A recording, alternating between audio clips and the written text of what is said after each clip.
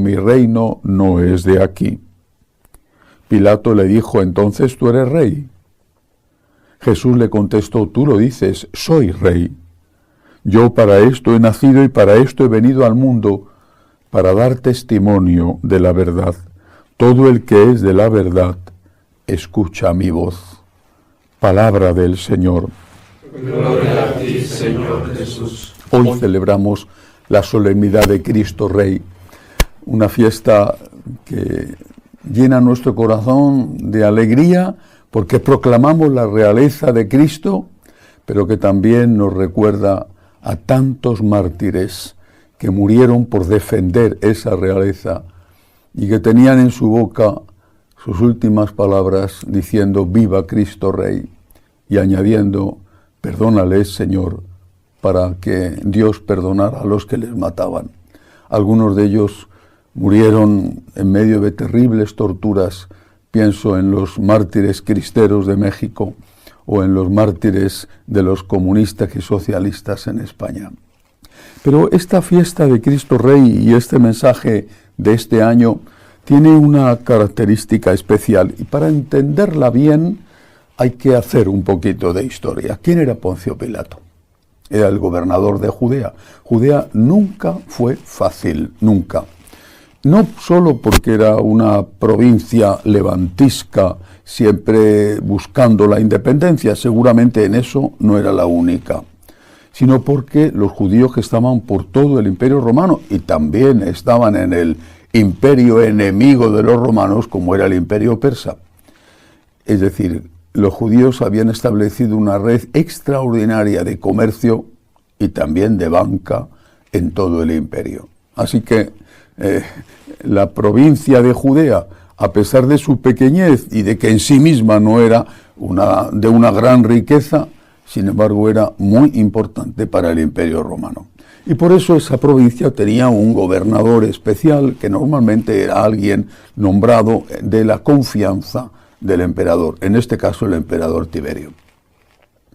Mandaron a Poncio Pilato, gobernó del 26 al 36, es decir, le pilló la muerte de nuestro Señor en el año 33. Bueno, Poncio Pilato era un político experto, pero no sé si no quería estar en Judea o tenía una profunda animadversión a los judíos.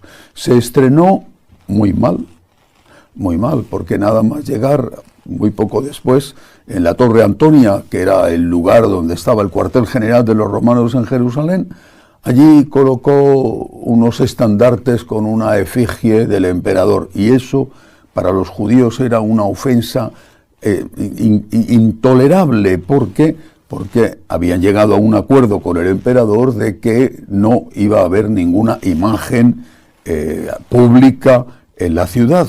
La Torre Antonia estaba al lado del templo. 6.000 judíos se presentaron en Cesarea, el puerto de Cesarea, en el Mediterráneo, donde estaba en ese momento Pilato. Llevaba apenas unas semanas. Se presentaron allí reclamando que quitara los estandartes. Pilato, recién llegado, creyendo que el miedo les podría amedrentar, les amenazó con matarles. Se pusieron todos de rodillas y ofrecieron el cuello y dijeron, mátanos. No se atrevió a empezar su gobierno matando a 6.000, era demasiado incluso para él. Retiró los estandartes. Pero esta animadversión le duró hasta el final. De hecho, fue reclamado a Roma por el superior inmediato, que era el gobernador de Siria, porque también en otra ocasión había hecho matar a unos cuantos samaritanos, a los cuales además había engañado. Pilato no se llevaba bien con los judíos. No le querían, él no los quería.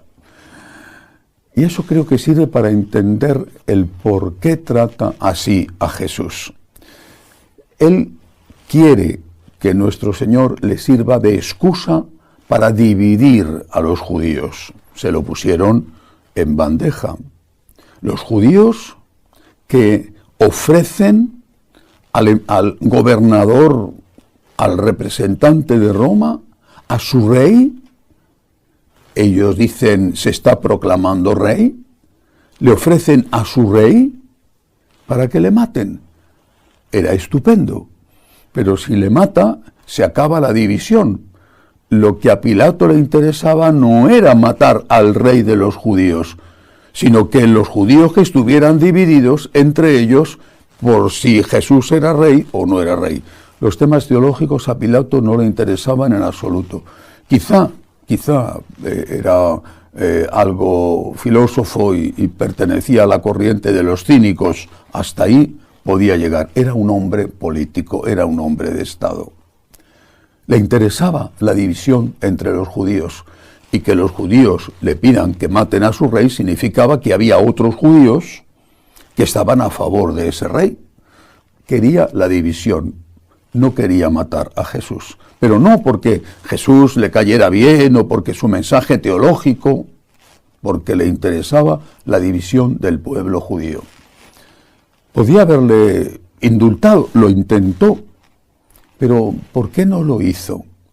Porque entonces los judíos amenazaron con denunciarle a Roma. Ya había sufrido una denuncia cuando poco después de llegar hubo el episodio que he contado de los estandartes, las banderas desplegadas, y el propio Tiberio le había escrito después de aquello diciéndole que no podía enfrentarse con los judíos sin un motivo muy grave, que fuera condescendiente y que fuera político.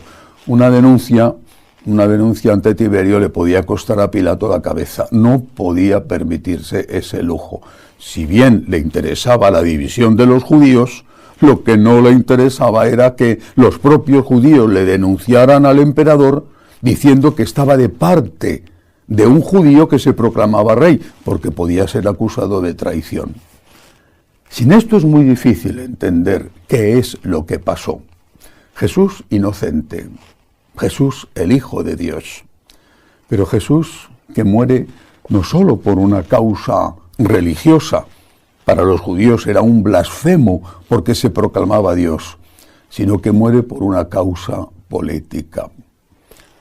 Y esto nos sirve para pensar en por qué hoy el Jesús presente en la Iglesia sigue siendo perseguido. Veamos lo que dice el fragmento del Evangelio de San Juan. Y es una pena que cuando han hecho la selección no han continuado con la respuesta que le da Pilato a Jesús. Termina diciendo este fragmento, este interrogatorio. Jesús, a la pregunta de si es rey, le dice, tú lo dices, soy rey. Lo afirma, soy rey. Yo para esto he nacido y para esto he venido al mundo, para dar testimonio de la verdad. Todo el que es de la verdad escucha mi voz. ¿Qué respuesta da Pilato? Repito, es una pena que los que seleccionaron el texto no pusieran la frase siguiente, porque la frase siguiente es una interrogación. Contesta Pilato, ¿y qué es la verdad? Un cínico. ¿Y qué es la verdad? A ver, ¿qué es la verdad? E inmediatamente se da la vuelta y le manda que lo azoten en un último intento de dejarle vivo, aunque muy, muy mal herido. No sirvió y después mandó crucificarle. La cuestión, por lo tanto, se plantea para Pilato, para nosotros, seguidores de Jesús, hoy, en torno al concepto de la verdad. Jesús dice de sí mismo que Él es la verdad. No dice que Él tiene la verdad, sino que Él es la verdad.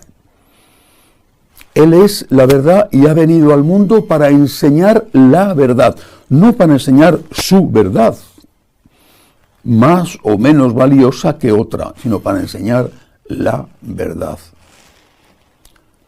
¿Y qué es la verdad? Eso es lo que le pregunta Pilato. ¿Y qué es la verdad?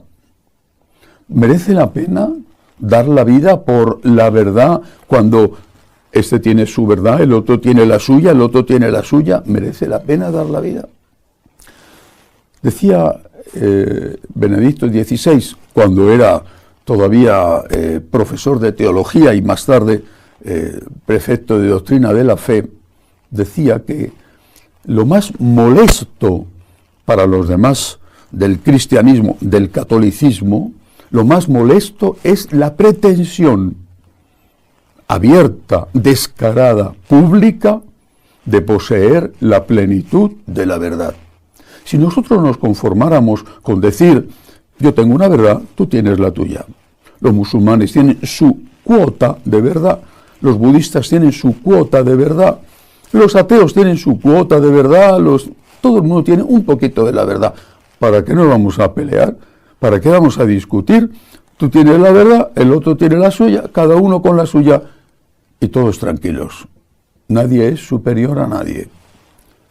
Pero en el momento en que dices que la plenitud de la verdad la tienes tú, o mejor dicho, la verdad es una persona que te tiene a ti, porque Jesús es una persona y es la verdad y te tiene a ti.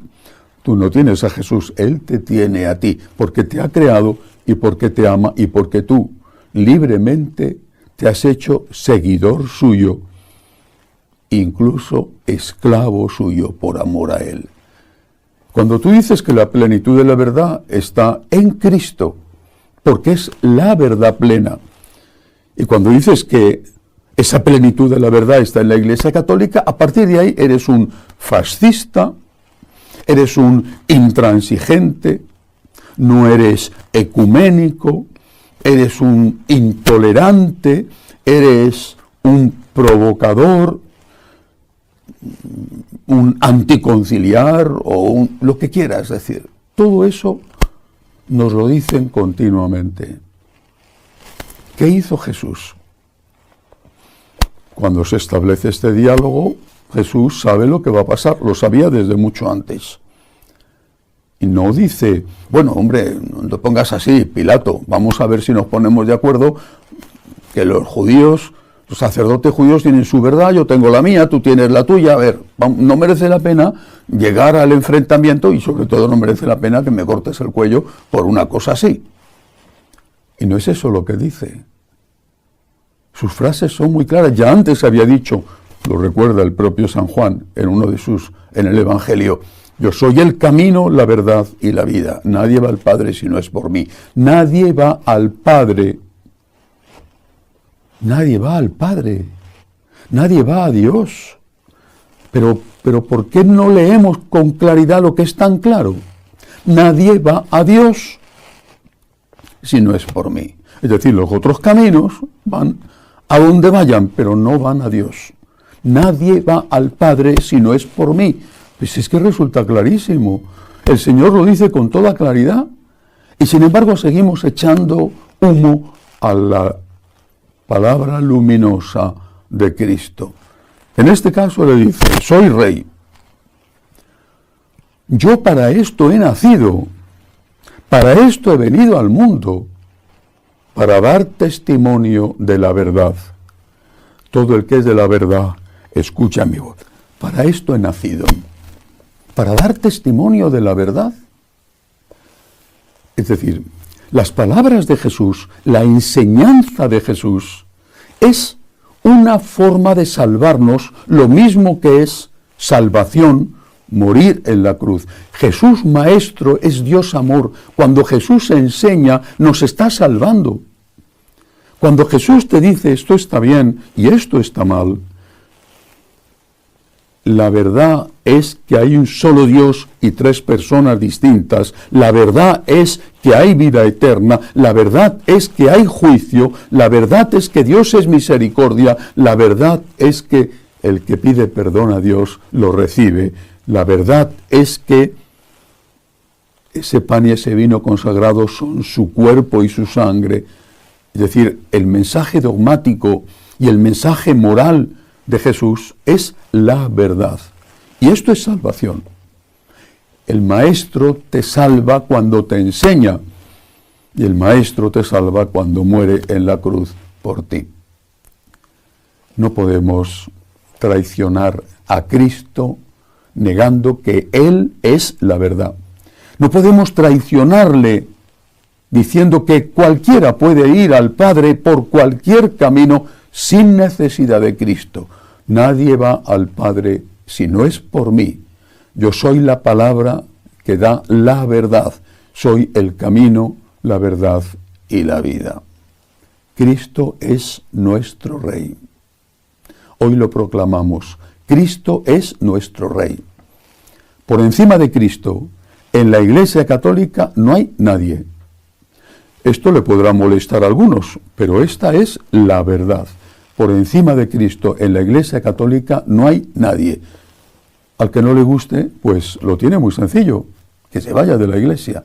Pero por encima de Cristo, en la Iglesia Católica no hay nadie. Y las palabras de Cristo no pasarán nunca. El cielo y la tierra pasarán, mis palabras no vayáis ni corráis detrás. Pues como el fulgor del relámpago brilla de un extremo al otro del cielo, así será el Hijo del Hombre en su día. Pero primero es necesario que padezca mucho y sea reprochado por esta generación. Palabra del Señor. Gloria a ti, Señor Jesús. Personalmente, y es un testimonio que doy, me gusta mucho ir a los santuarios del Señor, de la Virgen, de los santos. Me gusta mucho. Dentro de poco, si Dios quiere, haremos una peregrinación en Italia.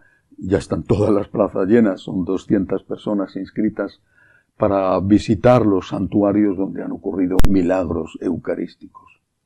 Me gusta mucho ir a los santuarios de la Virgen, Lourdes, Fátima, por supuesto en España, el Pilar, Covadonga, Sevilla, la Almudena en Madrid, tantos. Me gusta mucho. Cuando he ido a México tantas veces a visitar la villa donde está la Basílica de Guadalupe, la emoción es enorme. Digo todo esto como un testimonio que sirva para entender lo que voy a decir a continuación. Gustándome mucho ir a los santuarios, a los sitios donde la Virgen se ha aparecido o donde han ocurrido milagros, para mí lo más importante es Jesús en la Eucaristía. No hay milagro mayor. Ninguna curación, la multiplicación de los panes y los peces, no hay milagro mayor que la transustanciación, es decir, la transformación del pan y el vino en el cuerpo y en la sangre de Jesucristo nuestro Señor. Y esto ocurre delante de nuestros ojos, aunque no veamos que sucede nada, sin embargo ocurre cada vez que un sacerdote celebra la Santa Misa. Se renueva de forma incruenta, pero se renueva el sacrificio de Cristo en la cruz. Y este elemento, este hecho, es lo más importante que puede hacer cualquier ser humano y que hace un sacerdote, aunque sea un sacerdote pecador. Por eso, el Señor nos dice, vendrá el fin del mundo. Os dirán que el Hijo del Hombre está aquí o está allí. Calma, calma. Llegará de una forma que no os podéis imaginar. Pero en cualquier caso, id a donde está Él, a donde sabéis que está Él. Y por eso es tan importante la adoración eucarística. Es tan importante la participación en la Santa Misa, pero también el acompañamiento a Jesús en la Eucaristía. Es tan importante la adoración del Santísimo. Está allí, escondido, en la humildad de un sagrario, débil, frágil, expuesto a tantos abusos. Está allí para ser nuestro consuelo. De allí, del sagrario, sale esa voz que escuchamos en nuestro corazón. Ven a mí tú, que estás cansado y agobiado, yo te aliviaré. Y también sale la misma voz cuando añade, cargad con mi yugo, que mi yugo llevadero y mi carga ligera. El Señor está en la Eucaristía, presencia real, cuerpo y alma, humanidad y divinidad.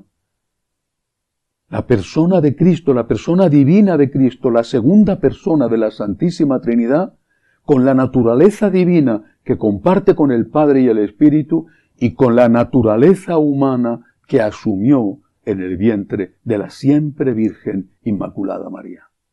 Cristo está en la Eucaristía. ¿Quieres ir a hacer un viaje a un santuario? Haces bien, yo lo hago. Pero no te olvides de hacer un viaje al santuario más importante, que es el que está cerca de tu casa, en tu parroquia, en tu iglesia, porque allí está el mayor de los tesoros, allí está el amor de los amores, allí está Cristo en la Eucaristía. No corras de un lado para otro buscando cosas excepcionales, llamativas. Busca a Cristo. Vete a hacer esa peregrinación, vete a visitar ese santuario, pero no lo hagas olvidándote de ir primero y tantas veces a estar al lado del Señor, a adorar al Señor, a hacerle compañía al Señor y también a buscar el consuelo y la ayuda que necesitas. Cristo está en la Eucaristía. Es Dios y es hombre verdadero. Como Dios te ofrece su ayuda, como hombre te pide su ayuda, porque nadie necesita más ayuda que aquel que ama. Nadie necesita más ser amado. He comprado 5 yuntas de bueyes y voy a probarlas. Dispénsame, por favor. Otro dijo, me acabo de casar y por eso no puedo ir. El criado volvió a contárselo a su señor. Entonces el dueño de casa, indignado, dijo a su criado, sal a prisa a las plazas y calles de la ciudad y tráete aquí a los pobres, a los lisiados, a los ciegos y a los cojos. El criado dijo, Señor, se ha hecho lo que mandaste y todavía queda sitio. Entonces el Señor dijo al criado, sal por los caminos y senderos e insísteles hasta que entren y se llene mi casa. Y os digo que ninguno de aquellos convidados probará mi banquete. Palabra del Señor. Gloria a ti, Señor Jesús. Está Jesús con esta parábola, en este texto del Evangelio de San Lucas, está Jesús refiriéndose al pueblo judío. Es un mensaje, en primer lugar, para aquellos que le escuchaban. ¿Por qué? Porque el pueblo judío esperaba la llegada del Mesías. Y su tragedia fue que cuando llegó el Mesías, no solo no lo reconocieron, sino que le mataron. Por eso Jesús les está diciendo, habéis puesto excusas para entrar en el banquete, pues otros vendrán a ocupar vuestro lugar, ese lugar que no habéis querido ocupar. Y naturalmente esto lo llevó a cabo la Iglesia desde el primer momento. Hay que recordar que no fue San Pablo el primero que evangeliza a los gentiles, sino que fue San Pedro, por ejemplo, en Cesarea, en la ciudad que había en la costa, una ciudad romana. Todos invitados a la casa de Dios, todos. Esta ruptura con la hegemonía racial del judío no fue fácil romperla, no fue fácil hacerla en la iglesia primitiva. Todos invitados a la casa de Dios, todos. No hay una raza que sea elegida y para los cuales sí sea posible ir al cielo o sea más fácil ir al cielo. El Señor es el Salvador y el Redentor de toda la humanidad. El único Salvador y Redentor de toda la humanidad. Pero hay otro texto de los Evangelios sinópticos que cuenta esta misma parábola, una versión diferente, lo cual es normal porque primero eran tradiciones orales y después se pusieron por escrito, por lo tanto hay algunos matices que diferencian un relato de otro. En este otro segundo texto, desde mi punto de vista más completo, se añade que cuando la casa se ha llenado de invitados buscando a la gente por los caminos, es decir, la evangelización a los no judíos, entonces este rico o rey entra en la sala del banquete y descubre a uno que no tiene el traje de fiesta. Le manda a los criados que le echen fuera. ¿Qué significa? ¿Por qué esto? ¿Qué símbolo tiene esto? Si este rey o este señor rico dice, sal a prisa a las plazas y calles de la ciudad y tráete aquí a los pobres, a los lisiados, a los ciegos, a los cojos, vamos a ver, ¿cómo van a llevar traje de fiesta? Y te coges a un mendigo que vas a ponerle un smoking. El mendigo va vestido de lo que es de mendigo. Y huele a lo que, por desgracia y sin culpa de ellos, huelen los mendigos. No puede entonces el Señor decir que vengan los mendigos y luego echar a los que no van vestidos elegantemente. Tiene que tener otro significado. Y ese significado la Iglesia lo ha interpretado de forma unánime. Desde el inicio, repito, de forma unánime durante 2000 años hasta nuestros días, en que se ha dejado de interpretar así, de forma unánime y desde el inicio lo ha interpretado diciendo: ese traje de fiesta que el Señor exige no son las perlas o los broches de las señoras o los trajes elegantes de los caballeros. El traje de fiesta es la gracia de Dios. ¿Estás en gracia? Tienes el traje de fiesta. A lo mejor eres muy pobre y apenas tienes ropa para cubrirte dignamente. Estás en gracia, tienes el traje de fiesta. No estás en gracia, por muchas joyas y pieles y cosas suntuosas y carísimas que lleves encima, tú no puedes participar del banquete. Esta es la interpretación que ha dado desde el inicio, repito, la Iglesia a esta parábola. El Señor admite a todos, no solo a los judíos, a todos. Pero a la Sagrada Comunión, al banquete, solo a los que tienen un traje de fiesta. ¿Por qué digo hasta nuestros días? Porque son muchos los sacerdotes que enseñan lo contrario. Es decir, que enseñan que puede comulgar todo el mundo. Recientemente una persona me escribía y me contaba la homilía de su párroco, donde decía, el párroco había dicho que todo el mundo debía ir a comulgar, porque era una tontería ir a un banquete y no comulgar, y no comer. Bueno, es una opinión herética, eso no es verdad. Todo el mundo puede y debe ir a la iglesia. Si tú eres católico y tú no vas a misa el domingo, cometes un pecado mortal. Pero no todo el mundo tiene la obligación de comulgar. La obligación de comulgar, aparte de que eso la Iglesia lo recomienda, lo manda una vez al año, el derecho a comulgar existe solo si estás en gracia de Dios. Eso no significa que si tú no estás en gracia y no puedes comulgar, no puedas ir a la iglesia. Pues hombre, si no estás preparado para recibir los bienes de ese banquete, no los recibas. Imagínate que te invitan a un banquete, a una fiesta, y que tú estás haciendo un régimen alimenticio. Y a lo mejor estás en un ayuno severo. Bueno, porque el régimen te obliga a que esa noche no tienes que comer nada. Y estás en la fiesta. Y bueno, pues lo pasas mal porque ves pasar a tu lado manjares que te apetecen muchísimo. Pero sabes que no puedes comer nada porque estás, por prescripción médica, en un ayuno severo. Y por lo tanto, no haces nada, no comes nada que rompa ese ayuno. Y si eso lo podemos entender con respecto a un alimento, ¿cómo no lo vamos a entender con respecto a recibir a nuestro Señor Jesucristo? ¿Cómo vas a comulgar en pecado mortal? ¿Para añadir otro pecado al pecado?